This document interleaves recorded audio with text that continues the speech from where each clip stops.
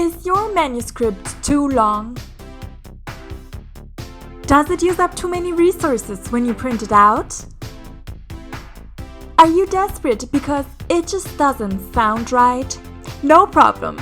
Just cut out these words and phrases from your manuscript and your writing experience will never be the same. Hi everyone, welcome to my channel. My name is Kat, I write children's fiction and I'm also a professional writer and editor of non-fiction in my day job. When I edit myself and edit other people's writing, I often notice that the text could be improved by deleting the following types of words and phrases. I got the idea for this video from the wonderful Vivian Rees, so I will link her video down below in the info box as well. But still make sure to watch both of our videos because we don't agree on everything. The first category are filter words. So you've probably already heard this 1,000 times, so I'm gonna try to make it short.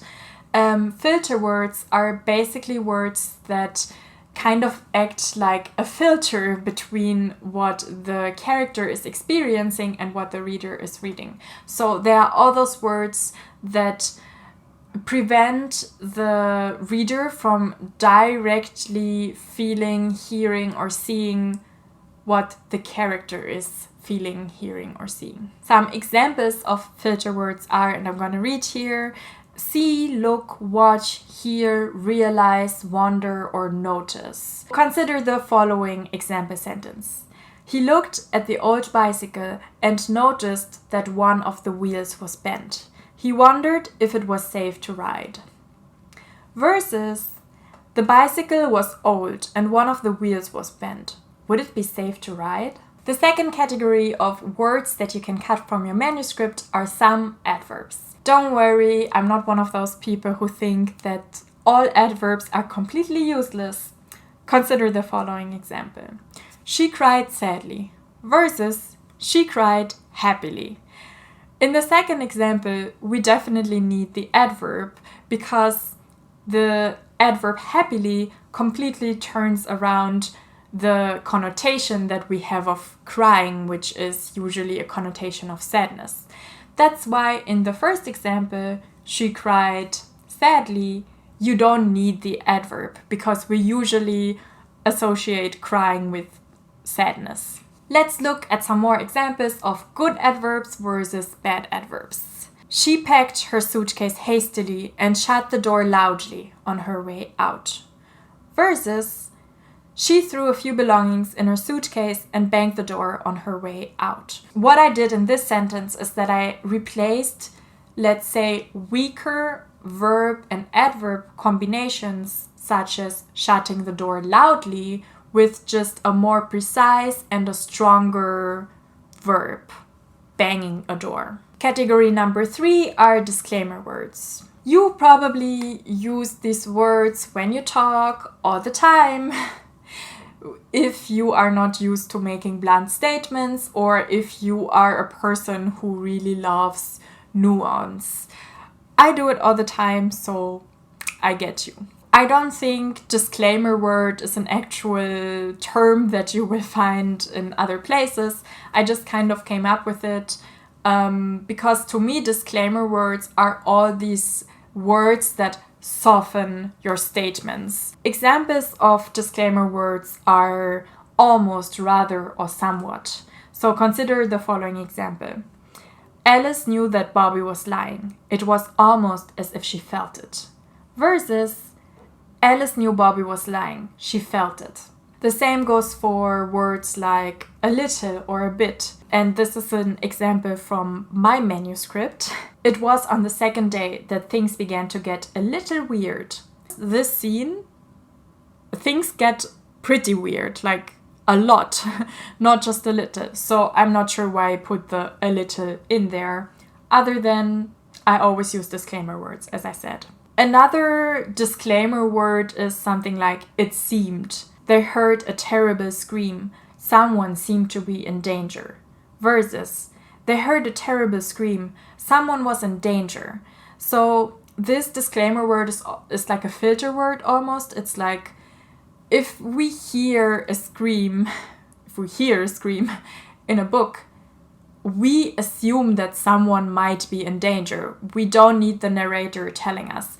In fact, I would probably cut the sentence "someone was in danger" completely. Category number 4 are unnecessary connectors or time markers. One example of this would be "and with that." So I use this all the time following a dialogue. Like in the following example. "Well, goodbye then." And with that, he pulled off his pirate hat and waved it at them. This is completely unnecessary. You can just write, "Well, goodbye then." He pulled off his pirate hat and waved it at them. The same goes for "and just like that" or "then."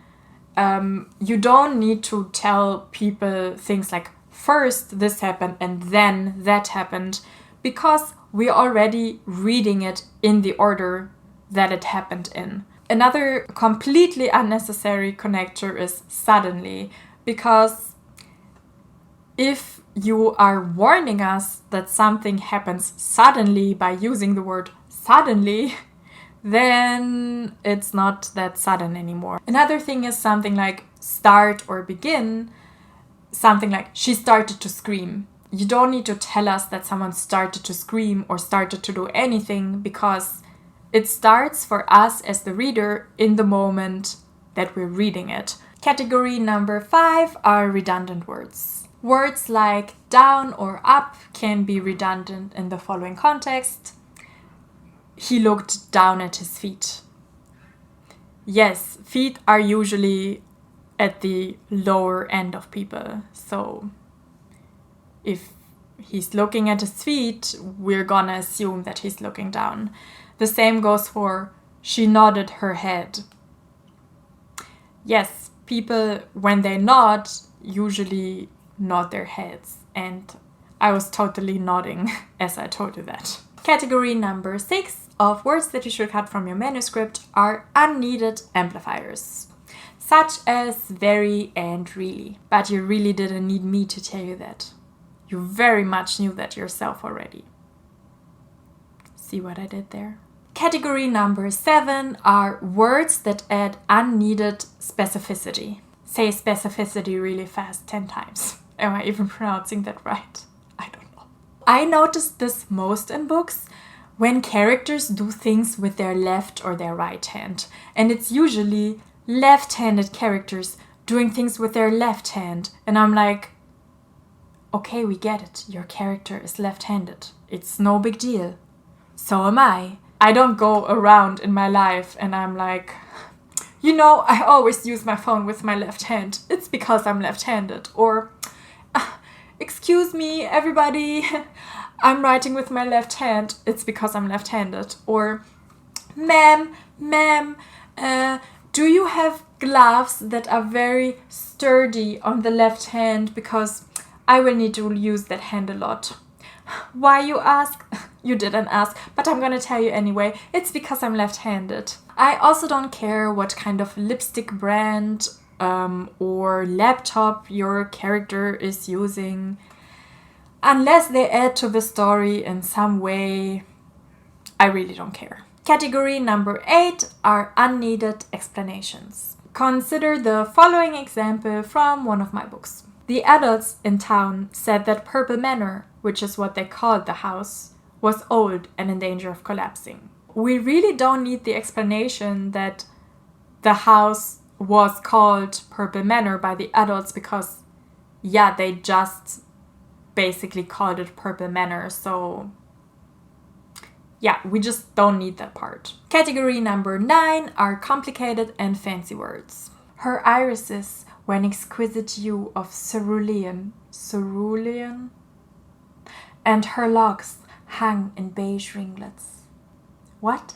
Writing is not about showing off your vocabulary, it's about communicating ideas. I know that some people are afraid of sounding repetitive, so they try to find alternatives, but the thing is that if you use really complicated words or just words that are not used often, people will just get distracted by your word choices and they won't be able to concentrate on your actual writing. Bonus category: your personal overused pet phrases. Keep a list of phrases and words that you use all the time. You might notice this already when you write your first draft or during revisions, or maybe your beta readers will point it out to you. I actually noticed in Suzanne Collins' writing, I have a video where I analyze the Hunger Games, that she overuses some words all the time. An example is coaxing. Everything in her books gets coaxed